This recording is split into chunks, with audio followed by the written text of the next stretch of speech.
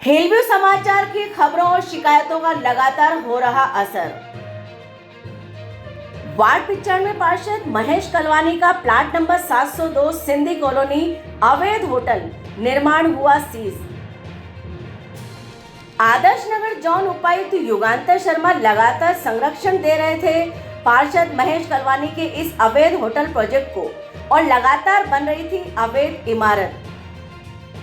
बिना निगम अनुमति, zero setback, बिना भू उपयोग परिवर्तन, बिना पार्किंग, आवासीय में कमर्शियल बना है hotel 702 Sindhi colony. Plot number 702 Sindhi colony पर अतिरिक्त जिला मजिस्ट्रेट के आदेश पर हुई सीजर की कार्रवाई। भाजपा पार्षद महेश कलवानी के दम का हुआ अंत। भाजपा राज में ही कि मेरे प्रोजेक्ट का कोई कुछ नहीं बिगाड़ सकता।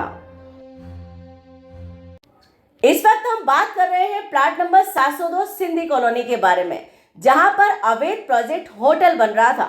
लगातार शिकायतों के बावजूद, लगातार खबरें वायरल करने के बावजूद किसी भी तरह से आदर्श नगर जोन उपायुक्त युगांतर शर्मा कार्रवाई नहीं कर रहे थे। इसकी वजह तो बहुत बड़ी हो सकती है, मिलीभगत और सांठगांठ के अलावा भी, क्योंकि पार्षदों के साथ मिलीभगत करना तो इनकी आदत हो चली है। ऐसी स्थिति में वार्ड 95 पार्षद महेश कलवानी के प्रोजेक्ट पर किसी भी तरह से हाथ नहीं रख रहा था आदर्श नगर जोन, लेकिन अतिरिक्त मजिस्ट्रेट के आदेश पर कार्रवाई करनी पड़ी है आदर्श नगर जोन उपायुक्त युगांतर शर्मा को। हिलव्यू समाचार की खबरों और शिकायतों का लगातार असर हो रहा है।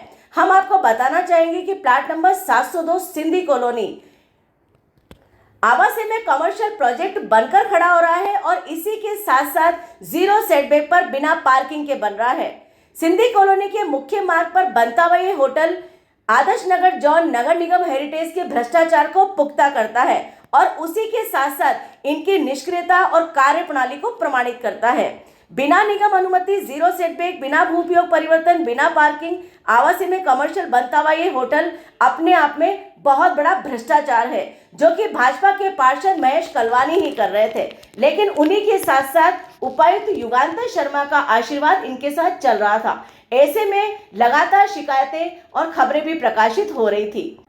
आज प्लाट नंबर 702 सिंधी कॉलोनी को अतिरिक्त जिला मजिस्ट्रेट जयपुर उत्तर के आदेशों पर सीज कर दिया गया है, लेकिन इसी के साथ साथ भारतीय जनता पार्टी के भ्रष्टाचार जीरो टॉलरेंस नीति पर कई प्रश्न खड़े हो गए हैं। वार्ड 94 पार्षद घनश्याम दास चंदानी हो या वार्ड 95 पार्षद महेश कलवानी, इस तरह से बिल्डिंग बायलॉज का उल्लंघन करते हुए, जीरो सेटबैक पर राजस्व की चोरी करते हुए, इनकम टैक्स की चोरी करते हुए लगातार ये पार्षद कौड़ी से करोड़पति बन गए हैं।